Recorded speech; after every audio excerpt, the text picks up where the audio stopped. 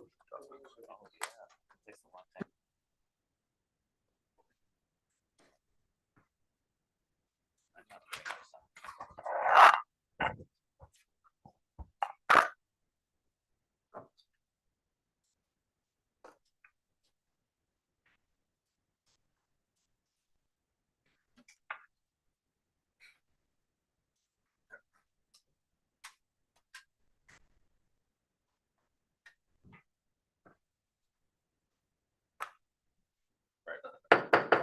In order, please rise for the pledge if you can. I pledge allegiance to the flag of the United States of America and to the republic for which it stands, one nation, under God, indivisible, with liberty and justice for all.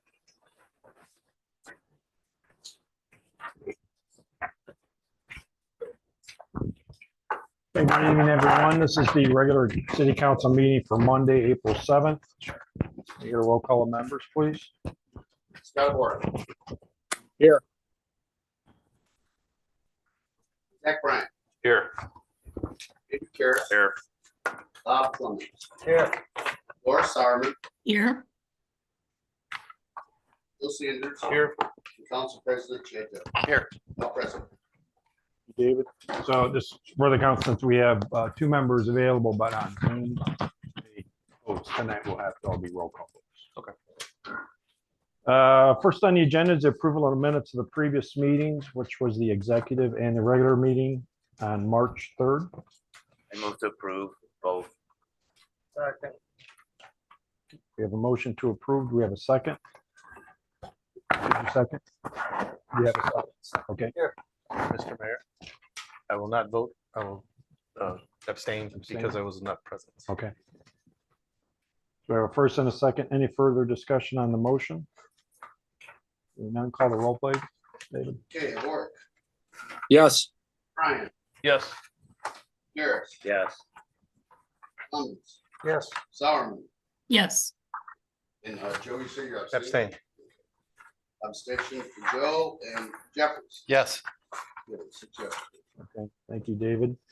Moving on tonight, we'll have the reading of the agenda. We do not have any new items to add. We do have under presentations, our St. Patrick's Day Parade winners. And under old and deferred business, we do have second reading on 3 proposed ordinances. One of those listed as number 3. Besides the second reading, there's a public hearing component to it. So this is the ordinance authorizing a park impact fee additional appropriation for the Pace Department. So if you would like to, at that time when we open it up for public hearing, get up and make comments specifically about that agenda item, I'll open up the public hearing at that time. And then moving on under new business, we do have 7 items, one of which is a report by FSG on the TIF as far as his annual reporting, and then the approval of the renewals of the tax abatements, which the HREDC met at 6 o'clock. Okay, up next is the approval of claims and SRF distributions. Zach? Thank you, Mayor. I've reviewed the claims for this period. They all appear to be normal city business. There were no SRFs this time around, so I'll move to approve the claims as presented. Okay, thank you. We do have a motion to approve. So move. And a second. Any further discussion on the motion? Hearing none, call the roll, please. Ward. Yes. Bryant. Yes. Karras. Yes. Clemens. Yes. Sarman. Yes. Sanders. Yes. Jeffries. Yes. Oh, yes. Okay, thank you, David. Moving on to our presentations. So we had the St. Patrick's Day Parade and festivities during the day. I got to say it was a great turnout, but not only the city workforce and those helping. So thank you to emergency services, the whole gamut. City workforce couldn't have done it without you. But it was a great turnout by the community. It was very well attended. Everybody had a good time. A lot of compliments just from people that don't live in Crown Point that attended, how nice the event was in our square and so forth. So great job all the way around. But we have the St. Patrick's Day Parade winners, correct, Diana? Yes, we do. So this year we had 35 entries. Everyone was great. Everyone did a great job decorating their vehicles, their floats. A lot of energy. The weather was decent. Better than last year. Better than last year. Still chilly, but not terrible. We had great entertainment. The Character Fled, the new band that participated this year for us. So that was something new that we tried. We also had the McCormick Fay Dancers that came out to entertain at the beginning. And then the Chicago Highlanders, a different group of pipes and drums because the Lake County was not available that day. But we did have some great entertainment to kick off. We expanded our vendor area. So we actually had 2 vendor areas this year, and everybody said they did fantastic. So it was very well received in that aspect as well. So for our 3rd place, we have Service Sanitation. So if you'd like to step forward. Their Jingle Johns out, which were a big hit. There's a lot of chatter. Yeah. Hold on, let me get a picture.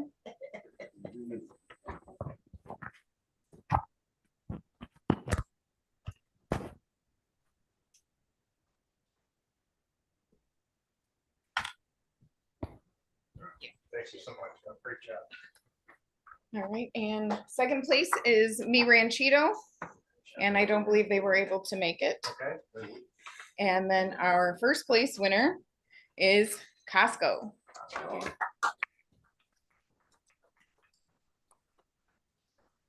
First year participating, so welcome. Thank you so much for joining us this year. Costco. Pull it off. Great job. Thank you so much.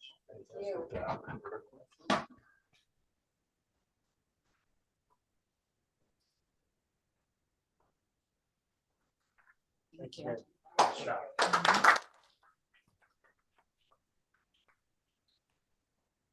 And we had a great support from our local business community as well. So just a big shout out to all of our sponsors. I won't read them all, but thank you so much for all the help. We couldn't do it without their support. Thank you. Again, thank you to the community for coming out. So it was a good time all around.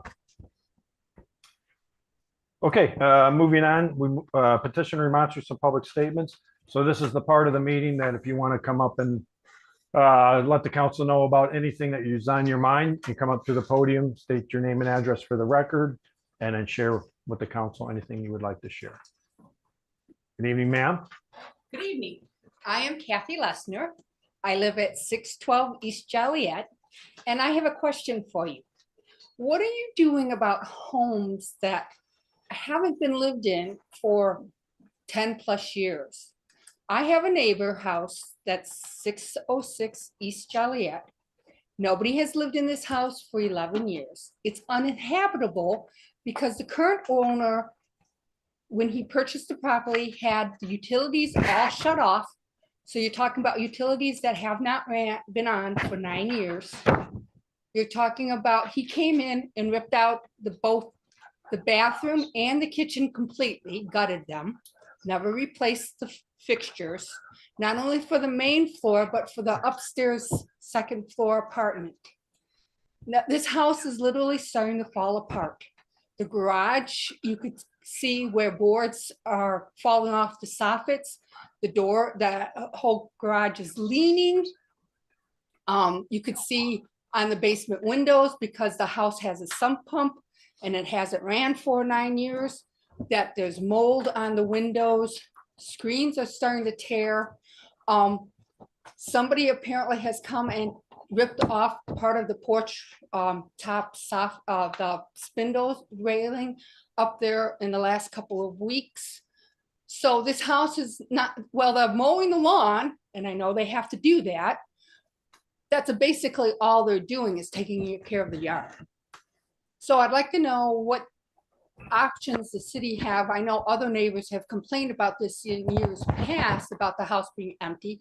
There's animals that run in and out and live in there. So I'm just curious what the city can do about that. Can you, Chief, can you coordinate, follow up with Kathy and then get our inspectors involved as you determine? Yeah. So this is Police Chief Ryan Patrick.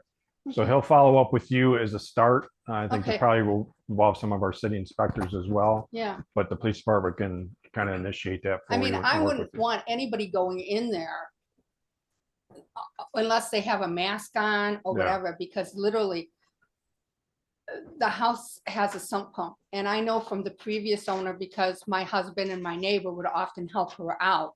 It has the fuse boxes, doesn't have the updated electrical. But the sump pump, when the sump pump didn't work, the basement got several inches of water in it. Okay.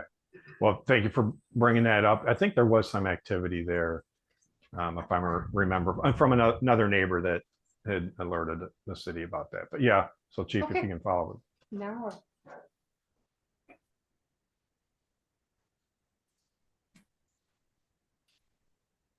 Okay, they can converse. Hi, Susan. Hi, Susan McKendry. I live on 114th Avenue, Crown Point. I gave all of you a copy of what is on the city's website for the Shared Ethics Advisory Commission, which Crown Point is one of the founding members of that commission. And so I kind of wanted just to refer to that with what I'm going to speak about tonight. Firstly, I would strongly urge that all the council members, along with all the other members of boards and commissions within the city, attend the upcoming Shared Ethics Advisory Commission training that Josh Watson has been promoting. The city's code of shared ethics and values are posted on the city's website now, and I thank you for that. Now we have a basis where we can all agree on what the community's ethics standards are. The preamble of that document reads, "For government to operate with transparency and accountability, it is essential that public officials and employees conduct themselves in ways that uphold the public trust. Under honesty and integrity," it reads, "to exercise the moral courage to hold myself and others accountable for their actions, and to accept the responsibility to expose corrupt and or unethical behavior. That is why I'm here tonight. Even though I do not hold a public office yet, I feel it is my duty as a citizen to speak out when officials fall short of ethical standards and to hold them accountable. I first addressed this council in August of 2024 on this topic regarding a resident who had been convinced to donate her property and received no compensation for a right-of-way across it during the 113th Avenue Road project. Many citizens across the city right now have received compensation offers for rights of way under the Downtown Interceptor project. You all should be asking yourselves, what makes those properties different from the ones on 113th Avenue? Why is there a difference? They're all citizens of Crown Point. Just this morning, I discussed a recent interaction that I had with a city employee with Mayor Land, and I thank you for your time for that. Last Friday, I received an email from City Attorney David Nichols that was utterly unprofessional, disrespectful, and undignified. Again, I ask, why would a city employee think it's okay to treat the public with such contempt? I think it's a lack of ethics. Even in this room, council members have witnessed each other's missteps and said nothing. Why? I can't answer that. What I do know is that these types of interactions erode the public trust. And how do you stop it? You start holding each other accountable. Stand up, exercise that moral courage required to build and maintain public trust. If you don't do something, the cogs of the machine will just keep moving. They'll keep grinding up and spitting out the residents that you're supposed to serve. For many years, it's been business as usual, and I'm here to tell you that's no longer the case. I promise you that the residents are watching because we are watching. Thank you. Thank you, Susan.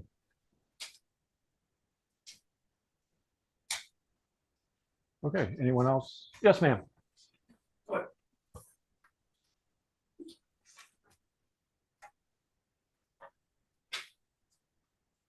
Good evening. Hi. I'm Deb Minerzik of 10172 California Street. I'm here this evening because I see on the agenda that the Old Top project on the Old Summer Tree Golf Course is up for its second consideration, which leads me to believe that all the conditions that we asked to be resolved have been resolved, which would include engineering, drainage, variety of types of homes, but more importantly to me is a secondary access site into that subdivision. I would assume that they have gotten a permission and are going to have that land from the owners previously, and that will be in works. What I'm asking is that before any further improvement of that land continues, that road is indeed in place and used as a construction access. There has already been increased traffic on California off of 101st, not only due to the clearing of land that's taken place there, but the other construction company. But I really feel that for us residents that live on California Street, we need that second entrance to that subdivision in place before they start any further development. And I just wish you'd take that into consideration. Thank you. Thank you, man. Appreciate it. Sam? Sam Kazitis, 225 East 113th Avenue. To continue on the same topic of ethics, when individuals in positions of power act inappropriately, it undermines our community. After the February Plan Commission meeting, I was standing outside the entrance of City Hall, having a conversation with other residents, when the president of the Plan Commission, John Marshall, came out. He started a verbal confrontation with me and then attempted to escalate the situation to a physical altercation. I am only sharing this as another example of breaking public trust and to highlight how deeply concerning and unacceptable this kind of conduct is. When our leaders behave in such remarkably unethical ways, it tears down the integrity of our city and the trust that the citizens have in their government. What I want to know is, what are all you as city council members going to do about it? City council members, I ask you, is this the type of behavior you want representing the city of Crown Point? Thank you. Thank you, Sam. Okay, anyone else under public statements? Okay, we'll go ahead and close that part of the meeting. Jumping ahead, number 1 under old and deferred business is ordinance number 2025-03-09. It's an ordinance to amend ordinance 2008-01-06 related to responsible bidding practices. This is the second reading.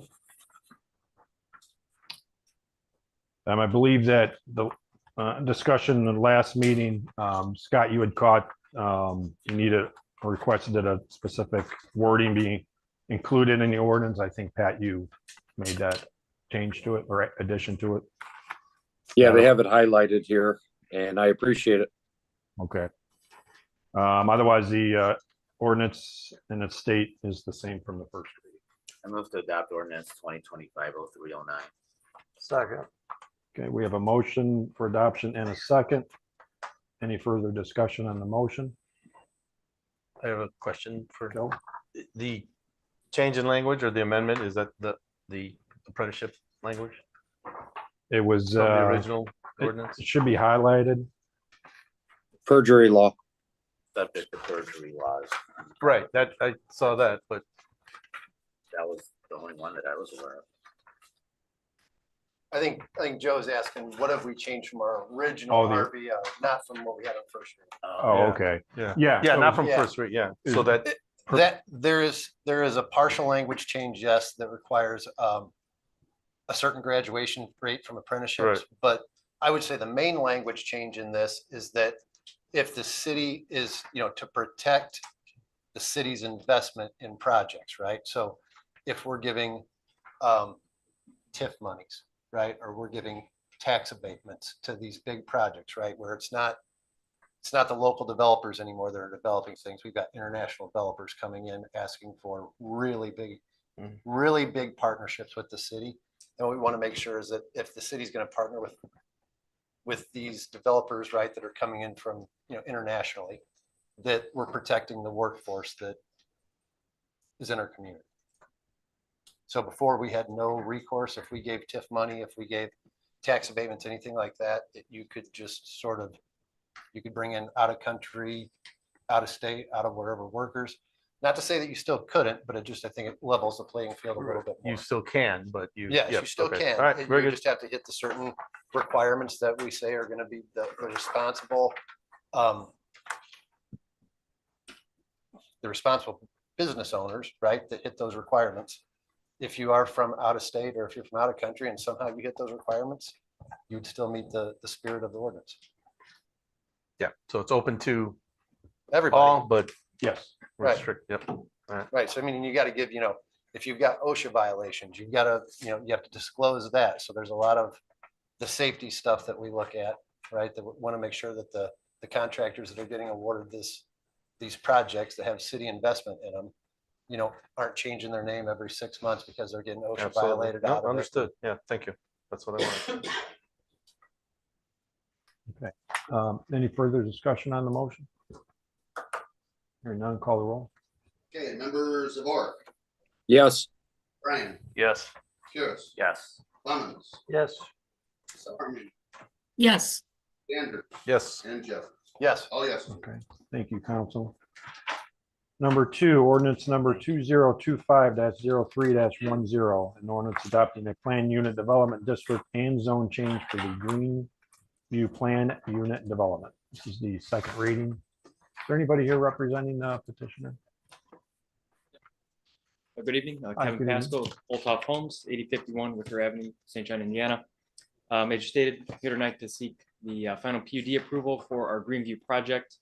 I really just reiterate 2 items from the previous meeting. The first concerns our first phase. So again, we've revised our plan for that to include both the north and the south entrance. So we will not encounter any limit with the unit counts for that first phase. And then the second item concerns the parcel swap with Providence for the California and 105th connection. We did complete the closing on Friday, and I submitted documentation to Josh earlier this afternoon. So we wrapped up that completely. We'll record that with the county this week, and then we'll be ready to roll. So other than that, nothing else has changed. So if you have any questions, I'm more than happy to take them. Okay, thank you. Before we turn to the council, Josh, do you have anything? Nothing additional. They have done absolutely everything we've asked for. They've got the second access. They acquired property to the south. Attempt to actually gain access to 109th as well. So, everything is lined up. The only changes that have been made.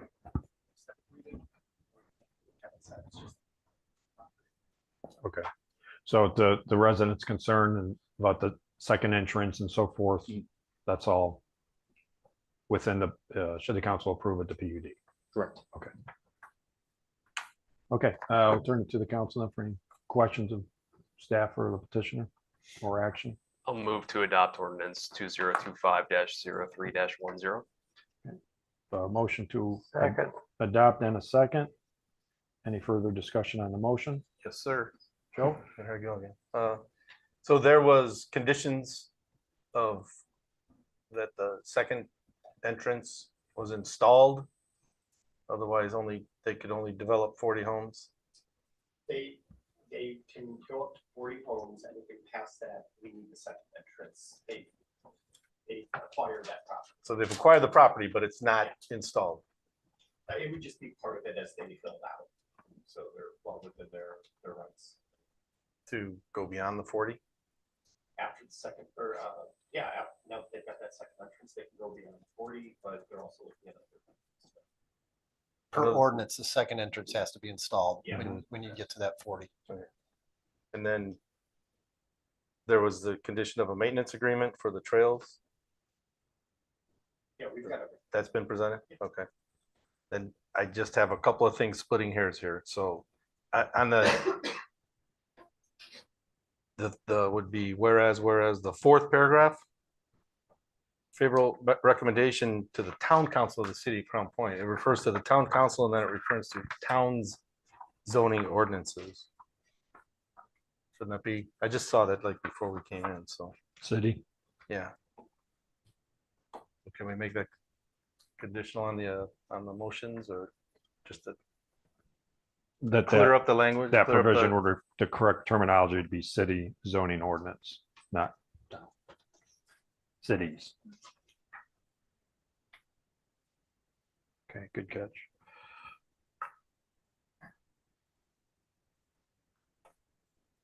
That's back in order. My concern. Okay, thank you, Joe. Any further discussion on the motion? Hearing none, call the roll, please, David. Okay, council members of work, Yes. Yes. Harris, Yes. Clemens, Yes. Sarman, yes, Andrews, Yes. and Jeffrey. Yes. Oh, yes. Okay, thank you, David. Thank you, council. All right, thank you. Yep, thank you. Appreciate it. Number 3, ordinance number 2025-03-11. This is an ordinance authorizing a park impact fee additional appropriation. This is the public hearing and second reading. Adam, you want to remind the council what you're seeking and why? Yeah, and, clerk's office can help me on this. We brought forth last month a reading to appropriate money into the park impact fee budget line item to pay for existing projects that are kind of coming to completion here. Kind of in doing so, we kind of discovered that that fund should have been a non-reverting fund and not a budgeted fund. So we were just looking at that for that topic to actually just move the remaining dollars in that unappropriated dollars into that fund so we can expense it as intended. And then we'll clean that budget up come budget time in August. So we can answer any questions on that. So Yeah. Pace has a set budget for an annual budget, correct? Correct. And Yeah, this is the This isn't new dwelling exceeding this. developments that come back off. This is kind of, that's the impact fee towards that's supposed to be used. This is not anybody existing. It's as new development comes and you in. just need the And that approval goes of to the that council. fund. It should have been in a fund where you can draw from that at any time. Looks like a mistake was made through whatever reason that we budgeted that fund and then by practices that you can't expense anything that's not budgeted. But in layman's terms, that fund should have been budgeted. It should have been just the money coming in, should have been able to be used for. Clear it up those for next year. purposes. Yeah. So That'll we'll clean set that it, up. It's yeah. not a huge deal, but it'd save us some paperwork if we just move it once and then clean that up in the fall. So I take it to make your life a lot easier. I think it makes the clerk's life easier. So, which that makes my life easier. Okay, thanks, Adam. And I mean, I think it's the exact reason that we approve the park impact fee. What's it been, 5, 6, 7 years ago now? Yeah. So been a while, and right? there is an escalator on that too, so I don't recall what. And it was a way for all of the new development, right, to pay something in because the residents that have been here have paid into the parks, 100%. maintained the parks, right, built sports plexes, all this type of thing. So the new development would come in and they would have some money in the game then that could go to help maintain or provide things that we And where- don't currently and where have. where This we're board is, it's deficient. not, you just can't use it for anything. We have to Right. figure out where our Right. deficiencies Deficiencies are. are. And then where those deficiencies are based on a codified plan is how Mm-hmm. you would go back and spend those. So these would be used for those deficiencies. Yeah, so, yeah, you're right. All this is fully funded by the new development that pays into it. So, Yeah. and we'll correct it for next budget season. Simple mistake, just we'll clean it up.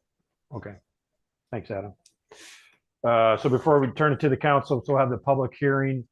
So if anyone wants to make comment about this particular agenda item, they can, same thing, come to the podium, state your name and address, and share with the council on this matter.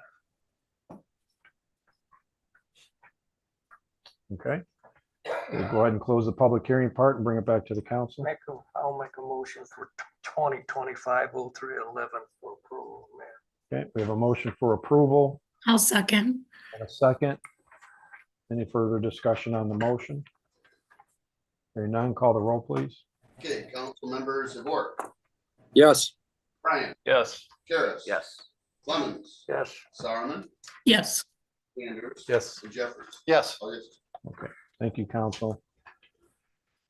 All right, moving on. Number one under new business, agreement between the city of Crown Point and the town of Sherrville regarding water and sewer regulatory territories. Alex? Thank you, Mayor.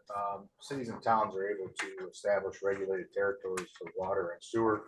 Both the city of Crown Point and the town of Sherrville have filed individually for regulated territories. This agreement is an agreement by the two parties that would identify and delineate where that regulated territory would be as it relates to the two municipalities. So that's the agreement in a nutshell. Okay. So yeah, working with the town of Sherrville, good pleasure to work with them. So this is kind of a good setup for the city. And So there's for clear their lines as to where, who's got what. town. Yep, 100%. So that just codifies it. Move to approve the agreement between the city of Crown Point and the town of Sherrville. I'll second that. Okay, we have a motion for approval in a second. Any further discussion on the motion? Hearing none, call the roll, please, David. Okay. Members of the board, Yes. Brian, Yes. Cares, Yes. Clemens, Aye. Sarman, yes, Anders. Yes. And Jeffries. Yes. All yeses, Mayor. Okay, thank you, council. Number two is the annual TIF report. It's presented by our own Greg Garatos from FSG. Greg? Thank you, Mayor. Good evening, council. We went through at 5:30 your time with the redevelopment commission, all 6 TIF annual reports. Laura was there, and we do have one correction. We may have inverted a and a U in someone's last name. We won't use the name, but we'll say that person is probably on by Zoom. That's all we'll say. So that's the major correction that we have to make in all 6 reports.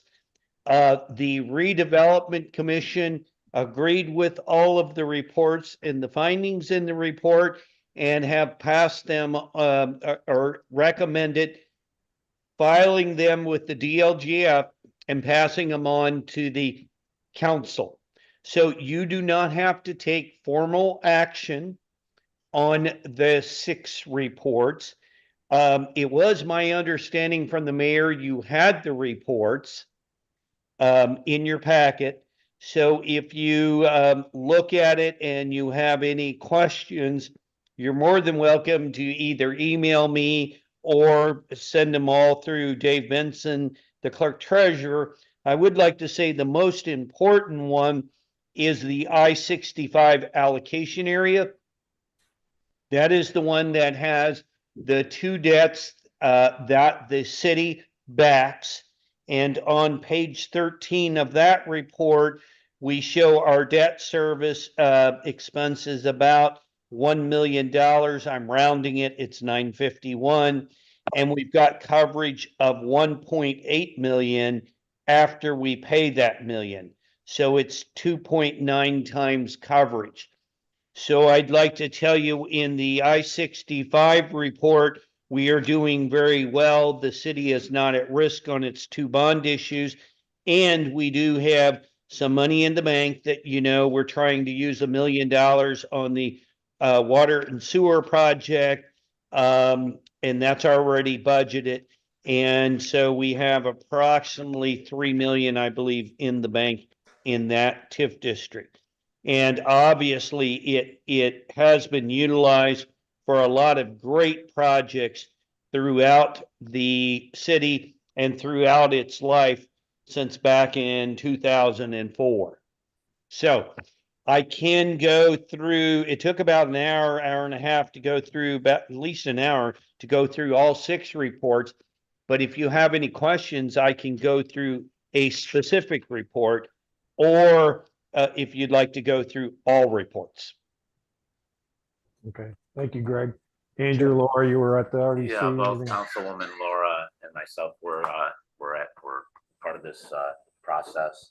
So I think the best thing if council members have questions, direct them to clerk treasurer so they can be presented all at one time to Greg, and he can copy us on the reply if that works for everybody. Okay. Councilwoman Sauerman, are you okay with that? I would agree. I think we got a very thorough report at the RDC and there were no big surprises or anything. It was all, everything's well under control and the I-65 situation is, that TIF district has really been a very positive thing for the city.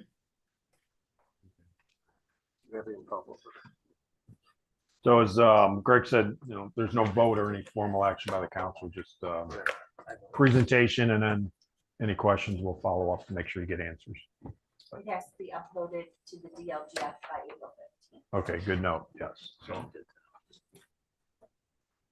okay. Thank you, Greg, on that. Number 3, ordinance number 2025-04-12. This is ordinance granting a rezone from I-1 industrial to B3 business at 2000 to 2021 East North Street. This is the first reading. Yes. Good evening. Russ Posen with DVG Team Inc. We are at 1155 Troutline Road, Concord, Indiana. I'm representing my client, Drive and Shine, on this property. They own the property. They are looking to develop it, not into another car wash, but they're looking to develop it commercially. It's currently zoned I-1, and the comprehensive plan is zoned business. So rezoning this to B3 is in line with the comprehensive plan. We don't know what users will be out there yet. My client is, reaching out to folks. He's got Jerry Steiner also assisting on that. But the first process with, any kind of good, discussions with any users is to have it already rezoned. So, that's why we're here, to kind of get that process moving. And I'm here for any questions or comments or concerns. Okay, thanks, Russ. Josh, we'll return to the council.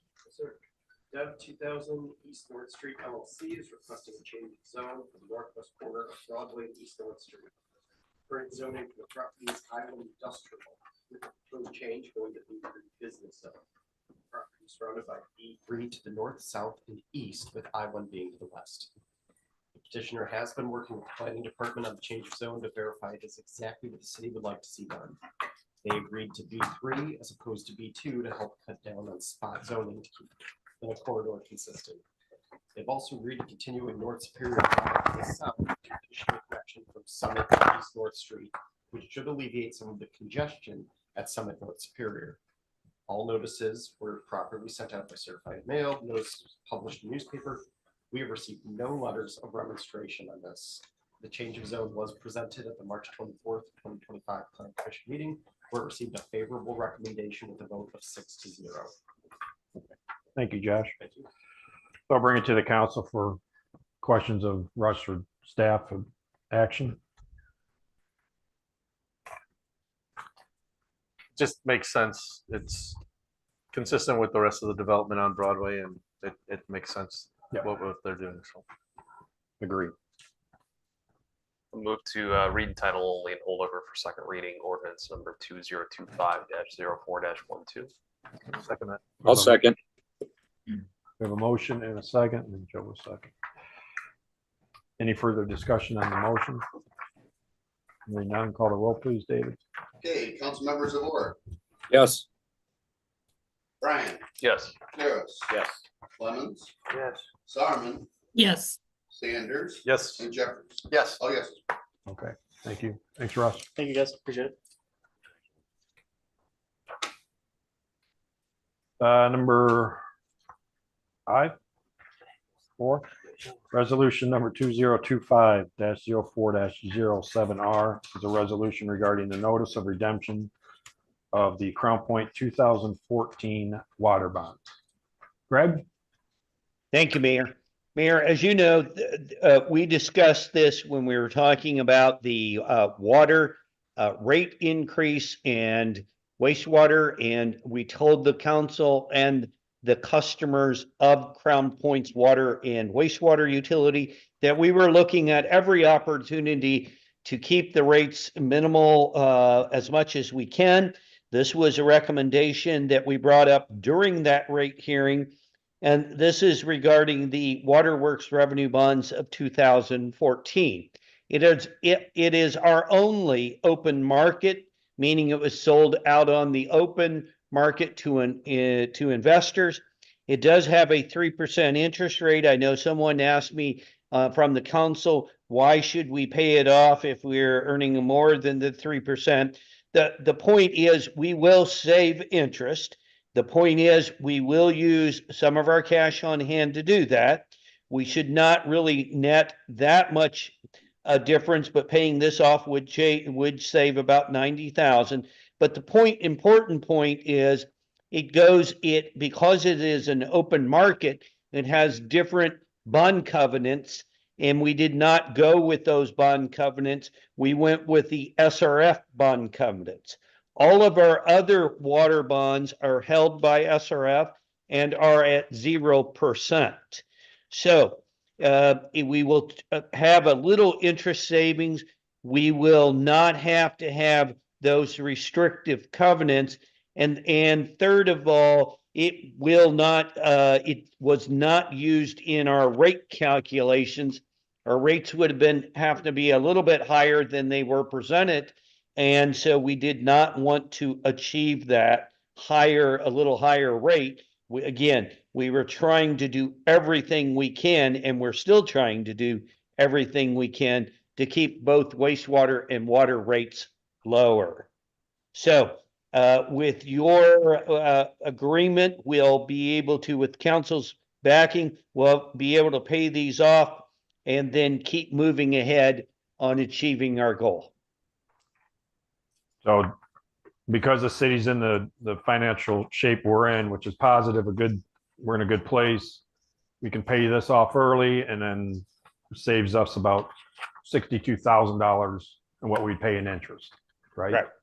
And that's the really key is keep in mind that the additional revenue that we got from or was able to accumulate was from the growth that we have had. And so that has been accumulating, and we're going to pay this off 4 to 5 years early. So it's great. Yes, definitely good. Okay, thank you, Greg. So bring this to the council for Make a questions. motion, Mayor, for the savings here is on 2025-04-07R for approval. All right. So I have a motion to approve the resolution. Do we have a second? I'll second. And a second. Any further discussion on the motion? When we pay that off, Mayor, as he stated. Paying it off 4 years early. Right. So it saves that interest. That's what will save us on this. That'll conclude all that, right? Yep. Because I know we talked about it today. Thank you. Any further discussion on the motion? Hearing none, call the roll. Council members of order. Yes. Brian. Yes. Harris. Yes. Clemens. Yes. Simon. Yes. Andrews. Yes. And Jeffries. Yes. Oh, yes. Thank you. Thank you, council. Thank you, Greg. Yes, thank you, Mayor, and thank you, council. It's a great move.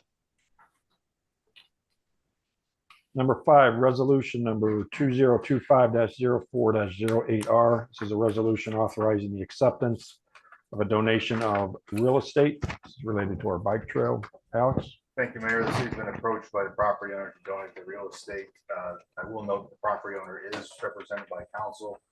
Council has made the offer to the city to donate the real estate. The only condition is that the parcel be used for public parking purposes.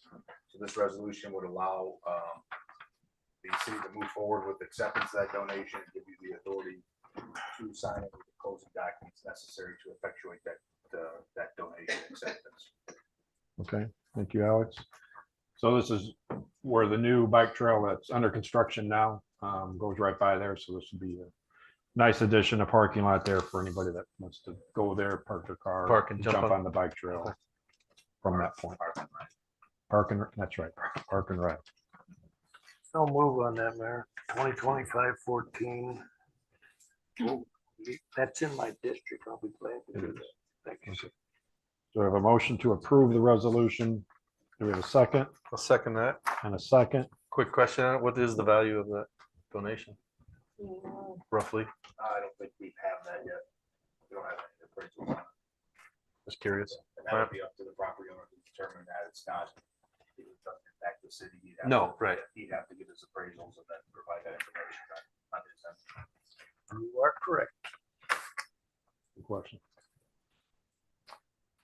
Any further discussion on the motion? Hearing none, call the roll. Council members Evora, Yes. Brian, Yes. Karas, Yes. Lemon, Yes. Solomon, Yes. Andrews, Yes. and Jeffries. Yes. Oh, yes. Thank you, council. Number 6, approval and renewal of tax abatements. So prior to this, the HREDC met and undertook this task. Zach? Thank you, Mayor. Yeah, like you said, prior to this meeting, the regularly scheduled HREDC committee met to evaluate renewal of tax abatements. There was a little bit of a mixed bag of recommendations with this. So there's kind of goes into 3 different categories. There were approvals. Some of those approvals included deferral. There were 2 denials. And then there was a deferral on a group. That deferral will allow the city staff and the council for the petitioners of these tax abatements to gather some more information. So what we're requesting tonight from the council is approving the recommendation from the tax abatement meeting, the HREDC meeting prior, which includes the deferrals, the 2 denials, and the remaining approvals. And if there's any questions, I can field those as well. Okay, thank you, Zach. Not to jump ahead for discussion, so, but the ultimate motion would be for the council to approve the recommendations of the HREDC. Correct. Is that appropriate? Okay. Okay. You want to jump ahead, so we'll open it up for discussion. Well, so that we for have the a motion. point of discussion, I'll move to approve the committee's recommendation to the council. Okay, I'll second. so I have a motion to approve the recommendations and a second. Any further discussion on the motion? Hey, Mr. Mayor, Yes, Scott? I'm sorry, are any of those new tax abatements? No, there are no new tax abatements included in this. They were all renewals. Okay, because, you know, on our sheet, it does say new and Yes. it says the- approval. Oh, okay, and renewal, sorry. Yeah, the agenda item listed the new and renewals, but there were no new applications for a tax abatement. Okay, thank you. And I'd like to know the denials, please, if we could have the specifics on the denials. Yes, sure. So the last few HREDC meetings, we've kind of made an unofficial point to start to clear up some of the tax abatements that had been approved in years past that have been having numerous deferrals. So in this instance, there were 2 abatements that were approved in 2019 and then another one in 2018. Those have been deferred since that point in time. So in order to kind of clear these things up, those were denied just to kind of clear up our list. Good. That answers Okay. your question. That makes a lot of sense. Thank you. Okay. Any further discussion on the motion? Hearing none, call the roll, please. Council members Evora, Yes. Brian, Yes. Karas, Yes. Clemens, Solomon, Yes. Sanders, Yes. and Jeffries. Yes. Oh, yes. Okay, thank you, council. Number 7, approve conflict of interest forms, I believe form. We have 1 for the council's consideration. I'll move to approve the conflict of interest form as presented. I'll I'll sec- second. We have a motion for approval. I think that was Laura on the second. You got me. Any further discussion on the motion? Hearing none, call the roll, please, David. Council members Evora, Yes. Brian, Yes. Karas, Yes. Clemens, Solomon, Yes. Sanders, Yes. Jeffries. Yes. Oh, yes. Thank you, council. Miscellaneous, Josh, think you wanted to make the council aware of what Susan was talking about? Thank you. And I want to apologize to Councilmember Sauerman, who's already heard this, I think, 4 times now. I'm letting all the boards know the 2025 ethics training for board and commission members is coming up on Thursday, May 29th. The last day to RSVP is May 16th. Something I personally enjoy. I'm also reaching out to all of the boards and commissions, just encouraging anyone who can sign up, please do so. This is hosted by the Shared Ethics Advisory Commission, which actually, as we had a resident explain to the board, we've been a member of since the beginning. So please register. There's even a free dinner for attending. If you're unsure of how to register, reach out to me. I'm more than willing to actually sign you up myself. Okay, thanks, Josh. Thank you. Okay, our next regular meeting will be Monday, May 5th at 7 PM. Need a motion to adjourn. A motion and a second. Any further discussion? David, last roll call. What's the second? Andrew. Oh, gotcha, Andrew. Okay, council members of Ward, Yes. Brian, Yes. Karis, Yes. Lemons, Sauerman, Yes. Sanders, Yes. and Jones. Yes. Oh, yeah. Passes, meeting adjourned. Thank you, everybody. Bye.